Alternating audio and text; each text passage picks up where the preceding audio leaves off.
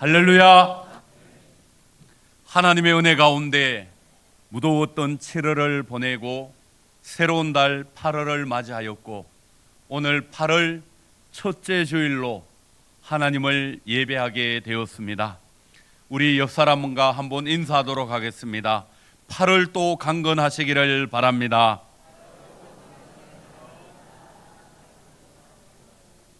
(8월) 한 달 동안에도 무더위와 또 폭우가 계속되어질 터인데, 그럼에도 불구하고 강건하시고 성령 충만한 삶을 살아가시는 우리 모든 성도들이 되어지기를 간절히 소망합니다. 가끔 텔레비전을 보면은 극한 직업이라는 프로가 나오는데, 저는 이 프로그램을 좋아하여서 가끔 보게 됩니다.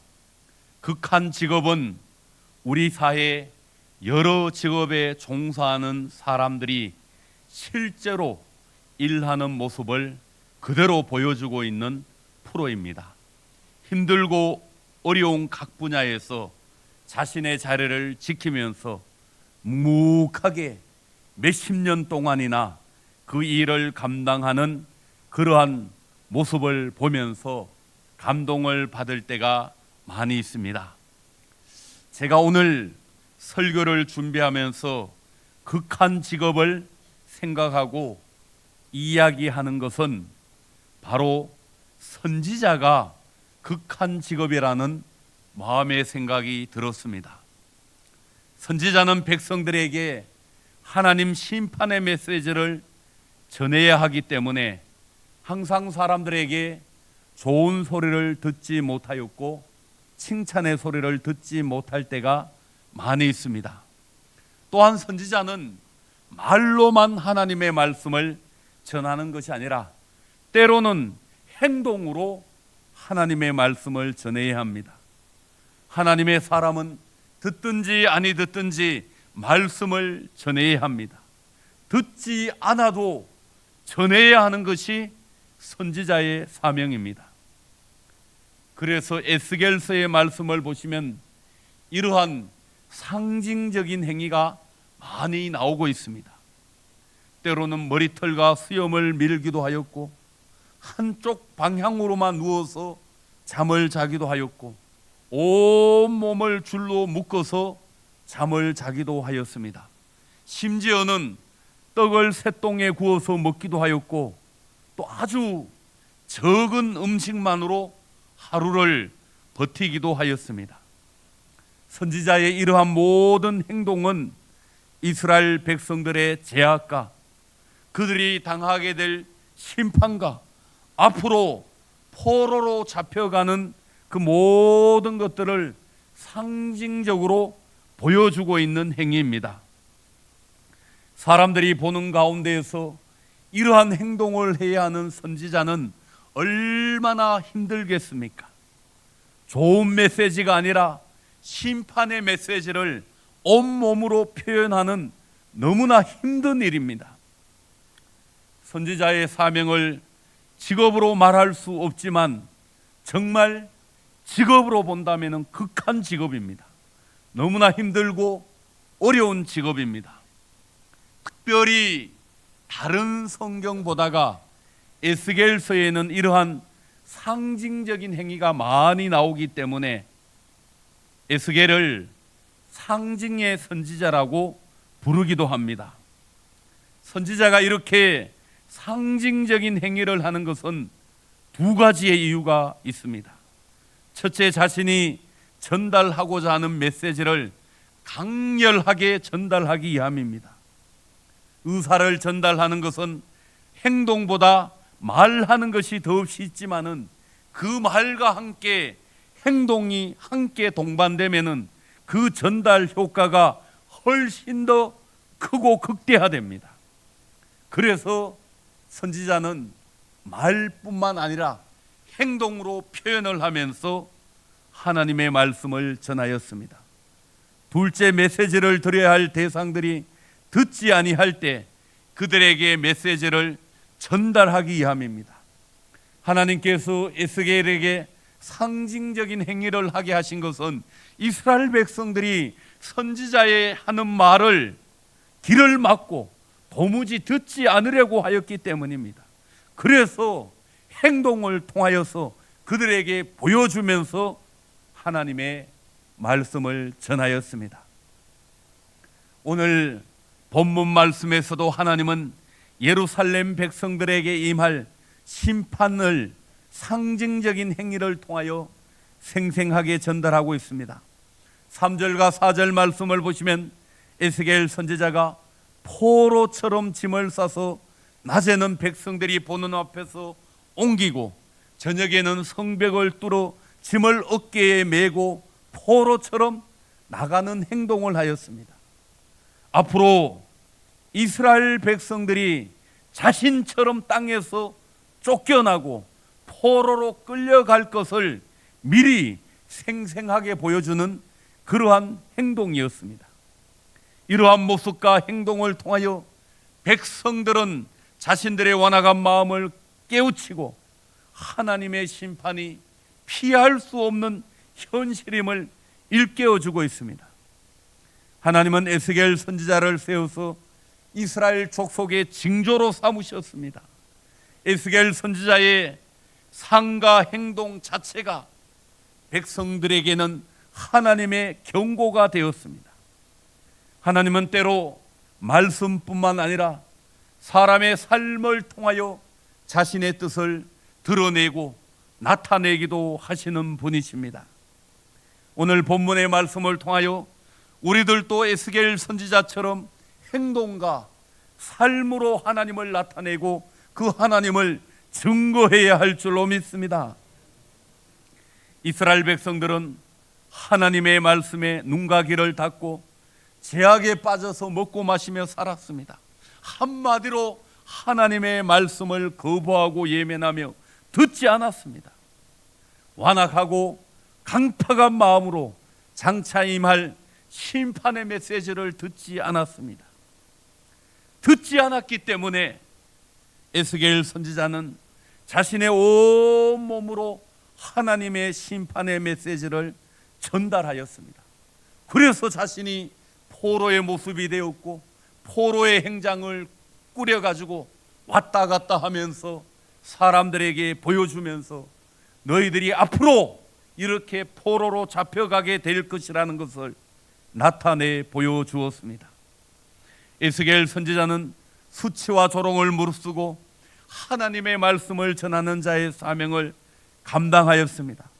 때로는 감당하기 어려운 하나님의 말씀에도 순종하며 온 몸과 마음으로 하나님의 메시지를 선포하였습니다. 사랑하는 성도 여러분, 지금 우리들이 살고 있는 이 시대가 바로 에스겔 선지자가 살았던 그 시대와 비슷합니다. 왜냐하면 많은 사람들이 진리의 말씀을 듣지 아니하고 자신의 소견에 옳은 대로 살아가기 때문입니다. 하나님의 말씀은 멀리하고 세상의 쾌락과 즐거움을 쫓아서 많은 사람들이 살고 있습니다.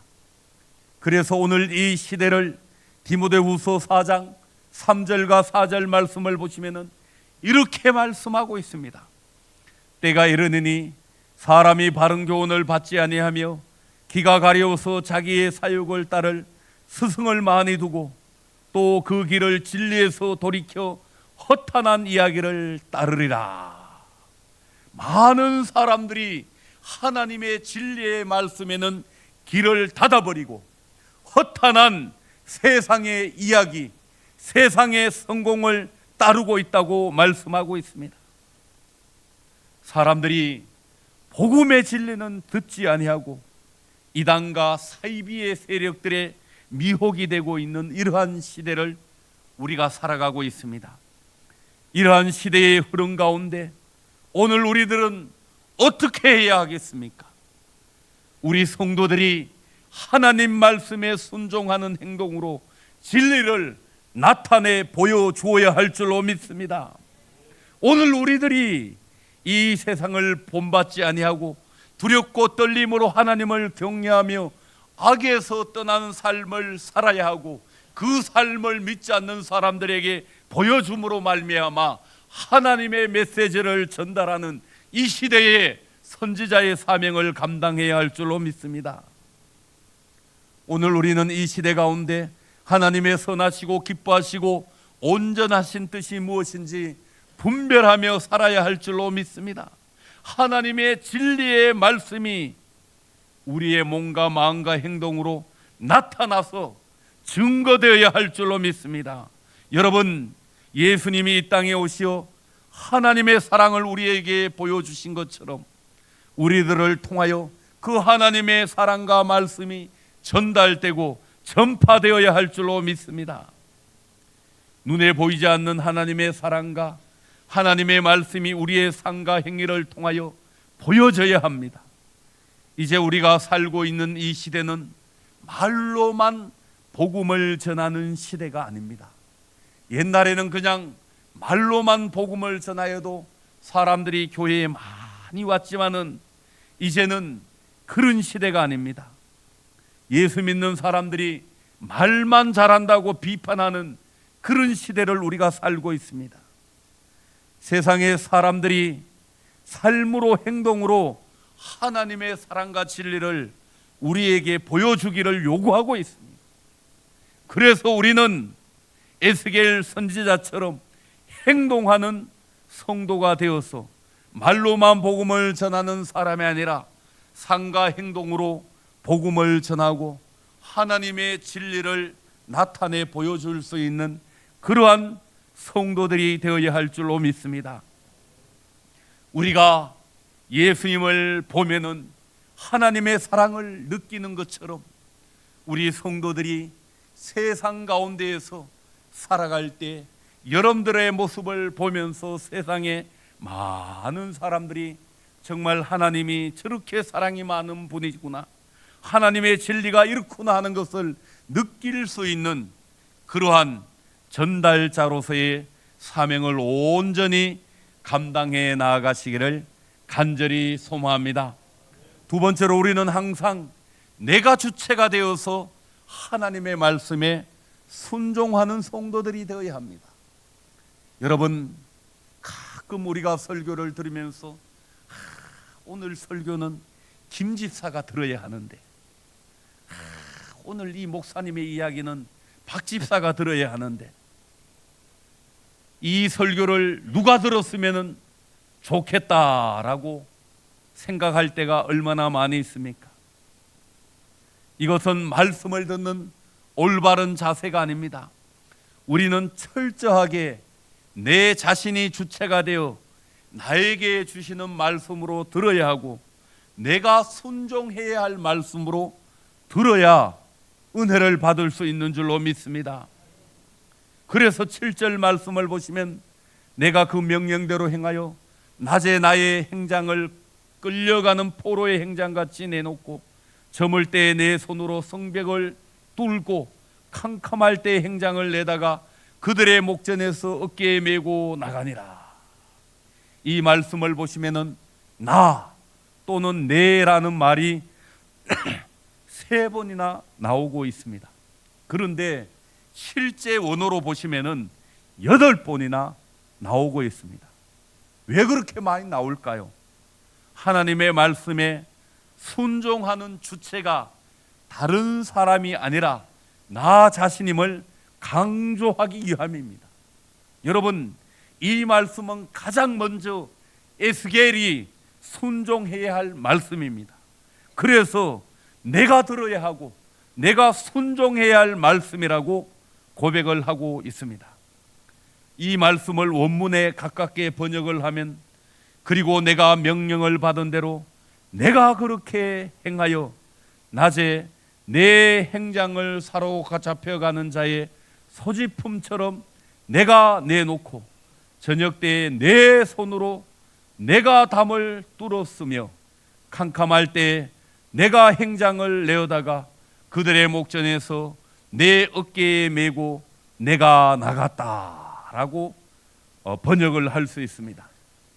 이 말씀에서 에스겔 선지자가 자신을 강조한 것은 자신이 주체가 되어 하나님의 말씀을 순종하기 위함입니다. 다른 사람을 위하여 말씀을 전하기 전에 내가 말씀의 주체가 되어서 내가 먼저 말씀을 듣고 내가 먼저 순종하겠다는 의미입니다. 그래서 항상 나에게 주시는 하나님의 말씀으로 받아들여야 하고 그 말씀을 내가 순종해야 할 말씀으로 믿어야 할 줄로 믿습니다. 사랑하는 성도 여러분, 찬송가의 가사처럼 다른 사람은 어찌든지 나 자신은 주님의 용사가 되어서 충성하며 순종하는 삶을 살아야 할 줄로 믿습니다. 그래서 항상 하나님의 말씀을 들을 때는 우리 자신, 내가 주체가 되어야 합니다. 이 말씀을 김집사, 이집사가 들을 것이 아니라 오늘 내가 듣고 내가 순종해서 내가 복을 받을 수 있는 성도들이 되어지기를 간절히 소망합니다. 마지막으로 우리가 하나님이 어떤 분인지 바르게 알게 될 때에 축복된 삶을 살아갈 수가 있습니다. 오늘 본문 15절과 16절 말씀을 보시면 하나님께서 예루살렘 백성들에게 재앙을 보내어 그들을 심판하되 일부는 재앙으로부터 벗어나 이방 땅에 흩어질 것을 말씀하고 있습니다. 이러한 여러 가지 사건을 통하여서 하나님께서 여호와인 줄을 그들이 알 것이다 라고 말씀하고 있습니다. 이 말씀이 15절과 16절 두 번이나 반복되어 말씀하고 있는 것은 매우 강조하는 의미가 있습니다. 하나님이 예루살렘을 심판하는 것도, 심판 가운데 일부를 살려두는 것도, 살려둔 자들이 자기의 죄를 자백하는 것도 모두 여호와를 하나님으로 알게 하기 위함입니다. 우리는 하나님을 아는 영적인 지식, 신앙적인 지식이 필요합니다. 여러분, 하나님을 여러분들이 진짜로 알고 만나고 믿게 되면은 그 사람의 삶이 완전히 바뀌게 됩니다. 여러분, 하나님을 천지 만물을 창조하신 전능하신 분으로 알고 믿는다면은 누가 우상을 섬기겠습니까? 정말 하나님이 나를 창조하셨고 내 인생의 주인으로 믿고 있다면은 그 사람이 어떻게 점집에 가서 점을 칠 수가 있겠습니까? 하나님이 말씀하신 모든 말씀은 그대로 이루어진다는 것을 확신한다면은 누가 불순종하겠습니까? 우리에게 하나님을 아는 지식이 없기 때문에, 하나님을 믿는 믿음이 부족하기 때문에 하나님을 섬기면서도 자꾸 다른 뭔가를 하려고 하는 그러한 유혹과 제약 가운데 빠지게 됩니다.